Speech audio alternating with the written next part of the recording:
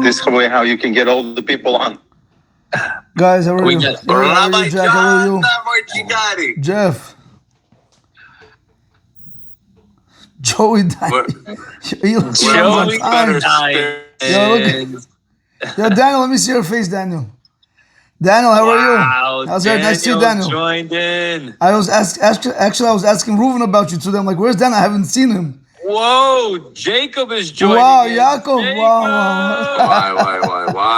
Why? Yo, Why? Every day you got new equipment, son. You gotta, Michael, how are you? Every day you got the new Amazon packages be coming in from Wheeland, son. Salomon, how are you? Check out his headphones, man. We don't play games out here. I think I'm gonna be like the rabbi today. Yaakov. What's up, Rabbi? Jack first class. You could meet Jacob is also Jacob. Yaakov. This is Jack. Introduce yourself, Yaakov. Go ahead before we start. How are you? What's up, brother? Nice to meet you. Rabbi, I want to tell you that my daughter made a recovery and she's home today. Oh, wow. Baruch Hashem. The cell number is 347. No, I'm messing with you. Подожди. Very nice. Richard, where'd you go yesterday? I had a roll. I apologize. One more time. Do I need to apologize to the group? No. Don't worry about it, Richard. You're good, Richard. Without you. It's not the same. Arthur, how are you, Arthur? Rabbi, you're going to be very happy to know my current rabbi is nervous and concerned that you may replace him in me. No, don't worry about that. I'm not. Okay. You guys are ready? Gentlemen, it's 5:02. Rabbi, the floor is yours. Okay, guys. Today we have something in store. Okay. All right, guys. Welcome to everyone. We are on live. Yaakov, you could wave your hand. Yaakov, Jacob, wave your hand. You're on live. Why? Okay. Rabotai, today we want to speak about things that can protect a person from bad dreams, from spiritual harm, from mazikim. Izzy, welcome. From other harms also, which are not really practical. How are you guys? What act, when done at home, reveals more about a person who he is than anything you do in public? Richard, you hear the question? What's one act that a person can do at home that reveals who he really is more than anything that he's going to do in public? Joey, welcome. Wow. How you use the bathroom again, Rabbi? Definitely not moving his bowels, right? Say it again? I said definitely not moving his bowels. No, not moving his bowels. No, we spoke about that yesterday. But this one thing, Rabotah, reveals a lot about a person. How you are in the bathroom. It actually helps a person have better dreams, protects him from spiritual harm, and other things also. Anything, Richard? Or we'll go straight to the answer. Is it the respect? No, it's an act. It's an act. The way a person behaves at home. It helps with the dreams? Israel, how are you? Yeah, it's going to help a person have a better dreams, not scary dreams. Now we have to know everybody, when they're at home, they act a certain way. When they're outside, they act a different way. Is it anger? No, I'm talking about act. No, anger, no. Anger is show. Meaning so something, like being in the act of something. You're doing something correct. That when you're doing it at home, because when a person's at home, he speaks whatever way he wants. He does whatever he wants. There's nobody watching him. Nobody's seeing him. The help that you do, Rabbi. Help? Ephraim, how are you? People are very eager to help outside, but not so much in the house. I like that. Nathan, welcome. I like that. Yaakov, I do actually like that. Thank you, Rabbi. Nice to see you. Oh, that's actually very nice. That people, that's actually true. That people tend to help people outside than they actually do inside the house. That is actually very true. That's very true. There was once a guy, when he was getting married, and they went, you usually before you marry off your children, you get references. So there was a guy, he went and he referenced this boy and everybody said a good word about him. There was nobody that complained about this boy. But there was one rabbi that was very suspicious because he says it doesn't make sense he's so perfect outside. But nevertheless, listen, he didn't give him any reason to be suspicious of him, so he said he's a good boy. When he got married, 3 months into marriage, his wife came back to the rabbi for a divorce. Wow. She says, what happened? He said to her, what happened? I don't understand. The wife said, whatever I ask him in the house, he doesn't do anything. What he's outside, he's nothing what he's inside. He makes my life miserable. He watches this, he doesn't do that, he eats, he leaves everything behind. It's nuts. I can't live with such a person. The rabbi said, I knew I had a feeling because in public, whenever you ask him for anything, he would be quick to do it. I know if you're quick in public, that means you're very slow in private. So it really does say a lot in what I'm about to teach you today. Very nice. Ooh, Richard, you have a bigger keeper than me, Richard. Gabriel, Richard, how are you? You're on mute, my brother. Richard, you are on mute. One of the things we want to see. Go ahead. Am I off? I'm sorry. Am I off, Rabbi? I apologize. I wanted to show you guys. I have a little cute teapot. No, it's nice. It's nice. It's like the Hasidic ones. The ones that were in Brooklyn, people. It's nice. No. So what do you do if you don't want to have bad dreams in your sleep? Right. What were you saying? So one of the things, we can really never know who a person is from the outside. Yeah, you could get, the drift of who he really is, but who knows him more is his wife, his own wife. She can tell you if he's a good guy, a bad guy, if he helps around the house or not. Is he stingy? Is he giving? So you guys want to know what that one act is? Very much. Wait, can I just take one stab at it? Yeah, go ahead. It's about helping your wife without even being asked? No, not to do with helping your wife right now. It's going on the person himself. Gigadik loves his wife. 100%. Yeah, Rabbi, I once saw Gigadik in Miami with a girl. God forbid, Rabbi. No, and then I asked him, he said, that was my wife. I said, why? I didn't You're get it. recording, Rabbi. No, I'm just saying it was your wife. I just didn't know what color it. I love you, Gigadik. Now we're getting some action. We're getting some action over here now. Rich is all about action. Beautiful. Wait, Rabbi, can I take one more stab Go at it? Go ahead. Is it you covering yourself in the bathroom? Gigadik, impressive. Woo! Impressive. Yeah, you got it. Yo, Joe, Man, I done don't told say you how you said behave in the bathroom, son. No, but it's not only how you behave in the Covering bathroom. It's, yourself in the Yo, bathroom. Elon, did you text him that? Did you text him that answer, Elon? What is that? I texted What you does guys it to say mean? because he said no to me. you said What no. You does said it it does have to do something in the bathroom.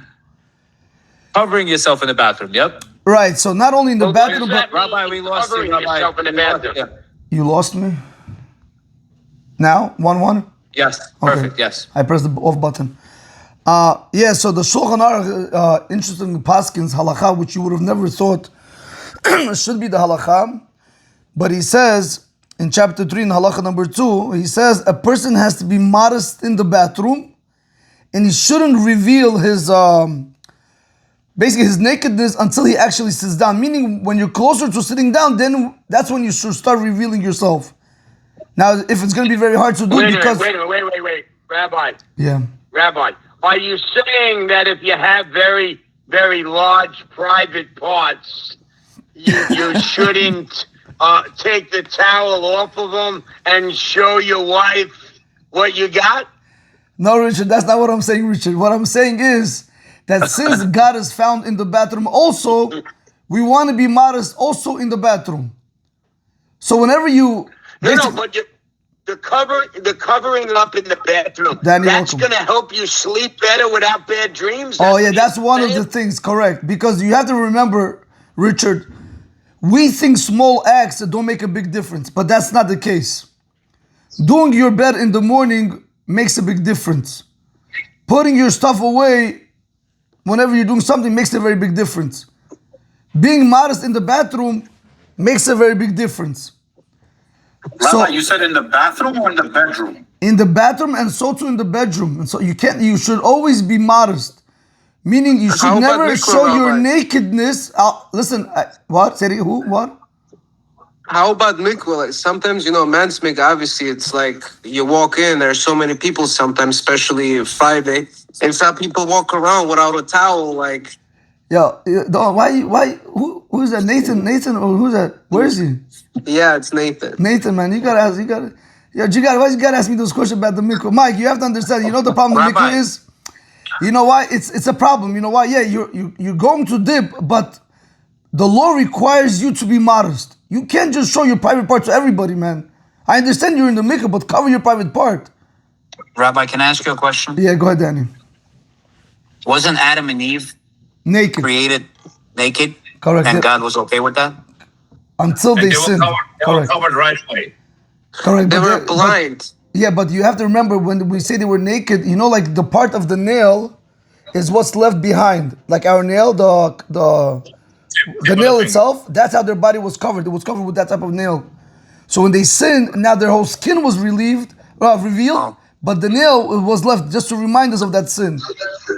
So yes, you're right, they were naked, but once they sinned, they were literally revealed. And now they went and they covered themselves right away. That was actually one of the first acts that they made, right? As soon as Correct. they You see sinned. what happened when you listen to your wife? No, I'm joking. I don't want my wife hearing this. Rabbi, what's the reasoning behind this? So first I'm going to answer Nathan's question regarding the mikvah. In the mikvah, yes, a man has, when he's changing, he should definitely put his towel over his private part, because you don't want to show your nakedness just like that for nothing. When you're in the mikvah, you're in the mikvah. When you're in the shower, you're in the shower. But you have to remember that God is found in every single place. Now, the other problem with the mikvah is that what happens, I don't know how many guys, where's Israel? Where's Israel? All right, he's giving me a haircut. I like that. Israel is a barber, correct? Now, if Israel's going to see a person, he's going to look at his hairstyle, he's going to say, wait, 1 second, who gave you that haircut? Because every professional person always has something to say about his own business. A shoemaker will look at shoes. A dentist is going to look at teeth. A bagel guy is going to look at the bagels how you make. That's why we pay attention, correct, Jigarik? So Yes. now imagine, Yes, sir. Richard, you are in the mikvah, Richard, and a Moel, a guy who does the Brit Milah, walks in and he looks at the private part and he says, hey, your Brit Milah is not done the correct way. Now we have a very big problem. Don't risk it. Although I'm pretty sure that's funny, but I don't really understand one effing word of that. Which part? I know that's- when you talk, I don't understand what you're saying. What I'm saying is Is- that a person has to be modest in the mikvah. He has to be modest even in the mikvah, and he shouldn't just unnecessarily I show don't his think private he part. knows what a mikvah is. Spike, you know what a mikvah Oh, is? you don't know what a mikvah is. Richard! Are you kidding me? He's used a lot of words today that I don't have a clue what they are. So raise your hand. Okay, Am I But supposed I to? didn't want to. Go ahead. I didn't want to punish you guys and take a day off, but I was thinking about it. Don't do that. Richard, so a mikvah is basically like a bathhouse where you have kosher water is what we call it. We have rainwater in basically like a swimming pool. You immerse yourself in rainwater. Right. Full body. Right. Richard, you get it? Rabbi, can you explain the meaning behind the mikvah and what it does to the soul? Yeah, of course. So there's a few things why a person has to, he's not obligated, but it's good to go to this pool. It's a pool of water, but it's rainwater. Now, why is that important? A lot of times when a person has relations with his wife and he has seminal emission that comes out of him, that gives him a certain spiritual impurity. Even though the semen is able to make a big tzaddik or a big righteous person, meaning a baby, nevertheless, when it comes out of you, it makes you impure. By going to the mikvah, by going to this pool of water, you are able to remove that impurity from you, Richard.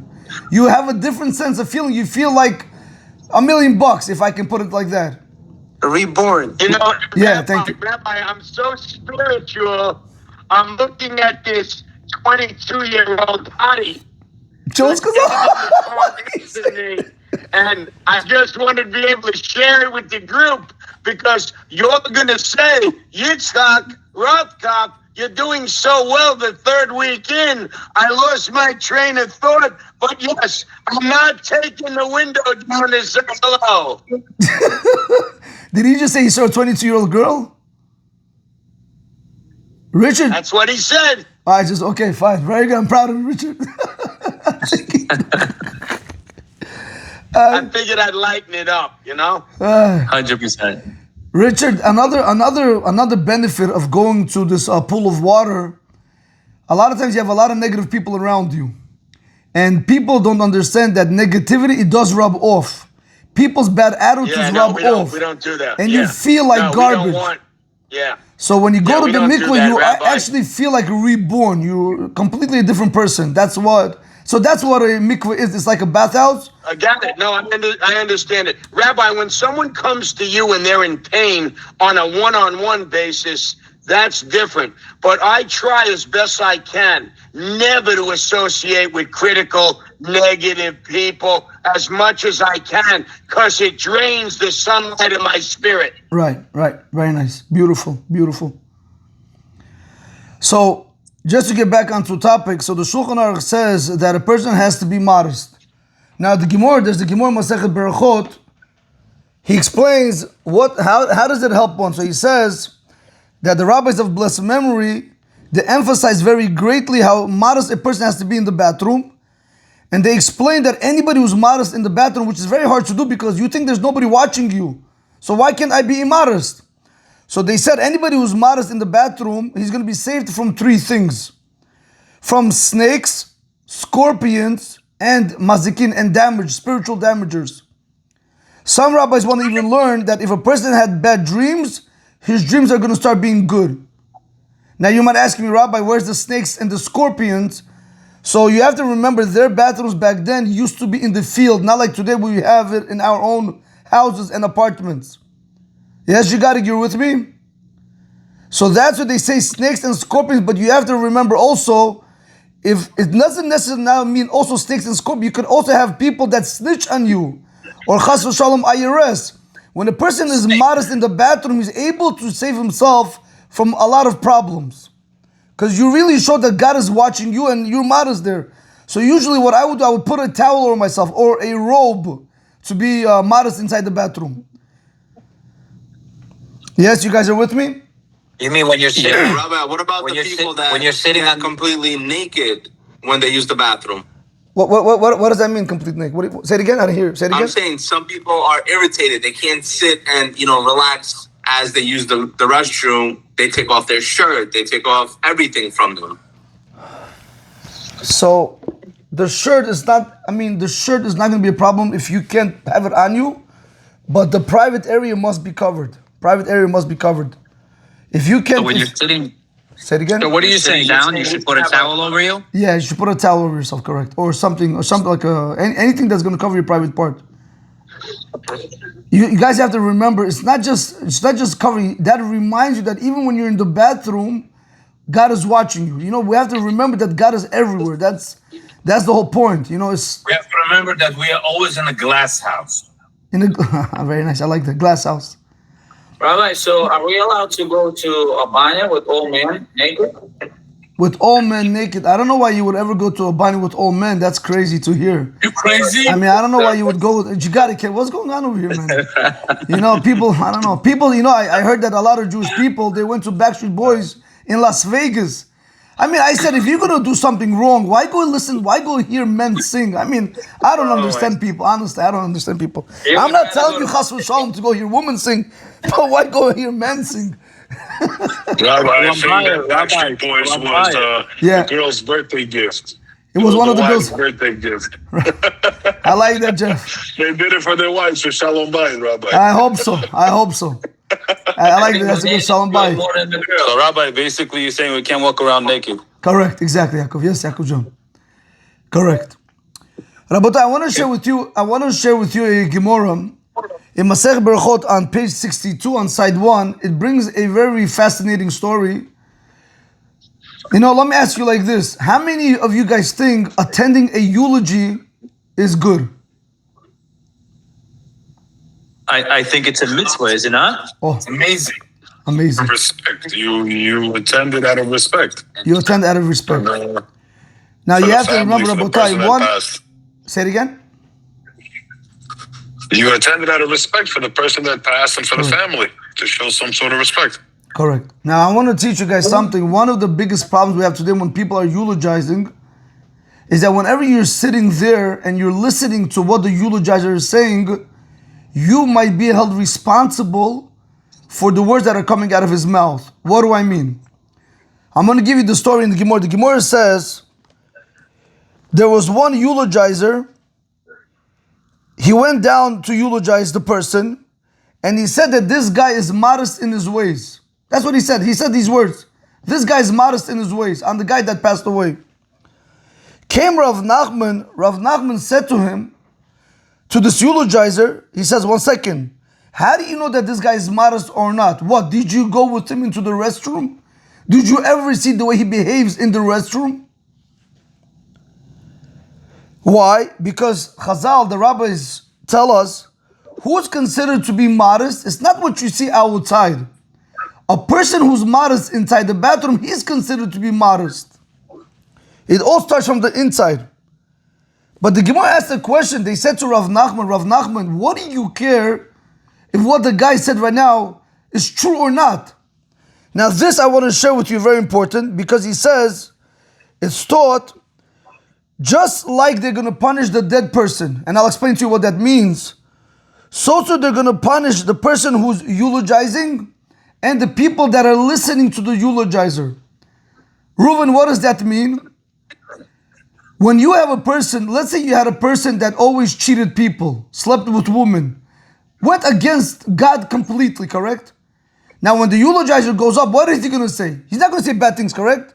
So he starts saying good things about him. And now, a lot of times they make things up because, they want to look good.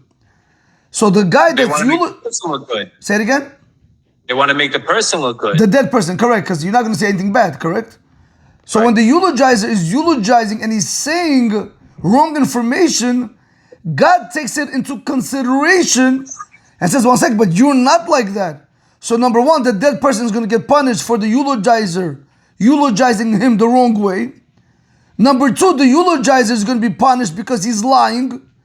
Number three, the people that are sitting in the auditorium, in the hall, that are listening to the eulogy, and they know it's not true, and they're not saying anything to stop it, also will be held responsible.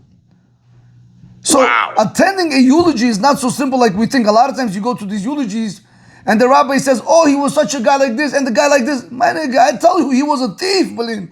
He robbed people. What do you mean? Don't say, I'm not trying to say anything bad, but don't lie. Don't say anything good also. There was once a story. There was a guy, he used to in Israel, I don't know if you guys know, in Israel, the taxes, it's crazy. It's not like over here in America. Like they'll undress you completely. So there was this one guy, he would always go snitch on people. This guy didn't pay his taxes. This guy didn't pay his taxes. That guy built his Porsche so big. Every time he would give every Jew problems. So now when he died, people attended to his, the levaya, what do you call it? How you say? The eulogy. The eulogy, right? So now they ask, nobody wants to speak on his behalf because everybody knows he did everything wrong. So there was one rabbi over there, they said to the rabbi, can you please say a few words? The rabbi says, I don't know the guy. This guy did everything wrong. What do you want me to say? He said, Rabbi, if you're not going to speak, it's going to be even more embarrassing. We have to give honor to the dead people. So the rabbi said, no problem. Let me go. I'll speak. And he started saying, I'll tell you one thing. This guy, he never spoke in shul. He has such a good character trait of not speaking shul. He never picked up his shul and he never picked up his phone in shul. He never came late to shul. Never bothered anyone in shul. Everything about the shul. After 20 minutes of giving the eulogy, everybody's like, wow, wow. When he came down, one of the guys told the rabbi, why did you just lie? Why did you lie? The guy never attended shul. He said, that's exactly it. I wasn't lying. I was saying the truth. Since he never came to shul, he never had opportunity to pick up the phone. He never had the opportunity to speak. You understand? So you got to tread carefully. You got to be very careful when you eulogize people. You're allowed to say a little bit above and beyond, but what goes on today, and I'll put it to you like this. Jack, the problem today is? The way we eulogize people today, it comes out that everybody has a place next to Moses in heaven. That's the way it comes out. Next to Moshe Rabbeinu. Because nobody's bad. Everybody's the tzaddik. Everybody's righteous. But that shows the wrong impression to the people, especially the younger generation. Do whatever you want to do. In the end, people are going to praise you. And that's a problem. Rabbi, Yeah. forgive me. We forgot Refuah Shlama to everyone who needs it. Okay, Refuah Shlema. You guys want to mention the names? Chia ben Mazal. Chia ben Mazal. And also Jack's daughter got better, Baruch Hashem. Thank God. Okay, if you guys... Yes, Rabbi. She actually got released today. One more. She's back at home. Yitzchak ben... Ben Osnad. Yitzchak ben Osnat. Okay. Also, Rabbi, Baruch Abraham ben Mazal. Baruch Abraham ben Mazal. Rabotai, I wanna just share with this, now that we speak about eulogy, when you think about death, when you think about that time, that a person's time can come to an end, you start taking life into consideration a little bit more serious. Now, we're thinking over here, like, what are we learning? We're learning these halachot. What does it have to do with modesty, not modesty? Hashem is giving us the opportunity to be able to build our lives in the next world. Jack, are you available, Jack? First class. Jack, can I ask you a question? Yes. You have a hallway, correct? You have the hall to the wedding hall, and you have the ballroom itself. Okay. When was the last time you saw people decorate the hall to the ballroom where they spend $5 million on the hall and $10,000 on the ballroom? When was the last time you saw this? I see it now when I go to weddings and parties. What? They spend $5 million on the hall and $10,000? No, they don't spend $5 million, but they do decorate the hall. No, I'm not saying no. Go ahead, decorate the hall. I mean, they have nothing to do now, but decorate the hall. What's your question? My question is, do you see? Let's put it like. Let me rephrase the question. If a person is building a house for himself, okay, and now he's in a rental, will he redo the whole rental to make it to his liking just to live there for 6 months? Or will he manage with whatever he has because he knows he's moving out of there?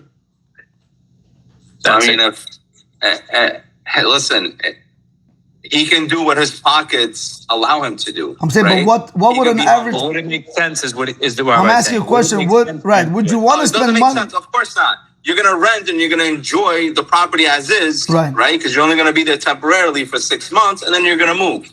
So our rabbis of blessed memory tell us exactly the same thing. A person has to realize that this world is not forever. It's only temporary.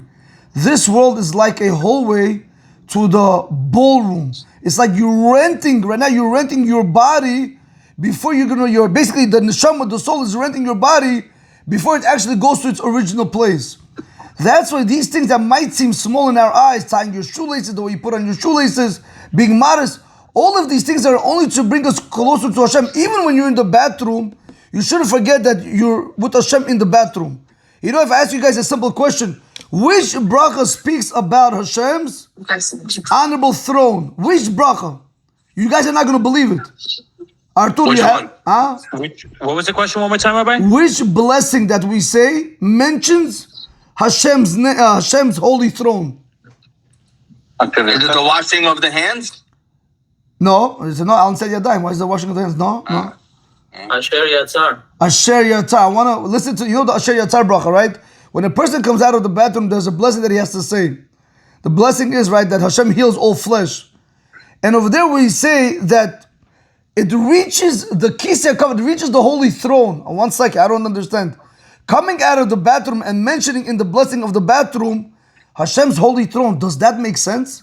It doesn't make sense. Even when you daven in the Shemona Esrei, the 18th prayer blessing, you don't have the holy throne there. You don't have it. But in the bathroom, you have it. You know why? To remind you Hashem is even in the most lowliest place. Don't think Hashem is not found anywhere. In the lowest, Hashem is found everywhere and anywhere. And this is, a lot of times you have people that things don't go the right way. And they feel that this is, they hit rock bottom. Even when you're on the bottom, you should remember Hashem is there with you. Rabbi, that's so powerful. I had a request that just came in by text. Can we get the blessing to be shared? Yes. I wrote that. Right. I just want to make sure that I can. Okay. Yeah. Very good. We should definitely do that. If you want to send it out, or if you want, I'll send it out. This Yeah, I would blessing- like to see that prayer. Right, so Jack, this when you blessing, our rabbis of blessed memory say that this blessing, if you are able to say it, you know, Jack, you said your daughter had something, right? Something was like she had a fever, I think I remember, right? She had a virus, yeah. A virus. I can't just want to use that as an example. You know, even when my son, when he broke his hand, like, you know, it doesn't allow you to do whatever you want to do. So when a person is healthy, we unfortunately sometimes we take it for granted. Just imagine if Hashem doesn't give a person the fever. He doesn't give a person sicknesses, you know, God forbid, nobody should ever know of this. He's keeping you healthy. For that alone, we have to be able to say this blessing with a lot of concentration. And our rabbis of blessed memory said, anybody who says this blessing with concentration, he's guaranteed to never ever see a doctor. I would want to know what that blessing is. Yeah, it's a very short blessing. It takes about 10 seconds, 15 seconds. But you should definitely do it. You could do it in English, you could do it in Hebrew. Whatever gives you more concentration, that's how you should do it. If you guys have any questions, I will take. If not, we will end over here. And I will wish every one of you guys a good Shabbat Shalom. And I'll tell you something. I'm very impressed. I was speaking to Reuven. It's like, you know, you think that, you know, after 2 weeks, I don't know how long would this is, 3 weeks at the Reuven? Probably a month already, Rabbi. A month. So it's impressive that, you know, you guys come back and you guys want to learn more, especially in the middle of your day. It shows a lot that you guys want to grow. So may Hashem Rabbi, bless each and every one of you. Huh? We're almost at a point where we're almost hitting 30 people at every session. So that's great. Baruch Hashem, Baruch Hashem. Yo, is it from live over there in the corner? Say it again? Mr. Ephraim. The Ephraim alive over there. It's a big old Ephraim is tired. He wakes up early in the morning. All right, boys. Everyone have a great day. Thank you, Rabbi. I'll see you guys. Rabbi, thank you so much. No problem, guys. Enjoy. I'll see you guys. Take care, you gotta keep. So guys. Rabbi, Yeah. you go to House of Torah for Shabbat? Say it again? You're going to be tomorrow at House of Torah for Yeah. Shabbat? And Saturday? Yes. Make sure you bring membership. I'm in Nets. I dive in Nets. I'm in Nets. Rubes, I'm going to be there. Ruben, for make Shabbat, sure you collect so the I'm front coming with over. Ruben. Call me. Yeah, I'll call you. Well, After see each other. Shabbat. I'll see you guys. Bye, John. Bye.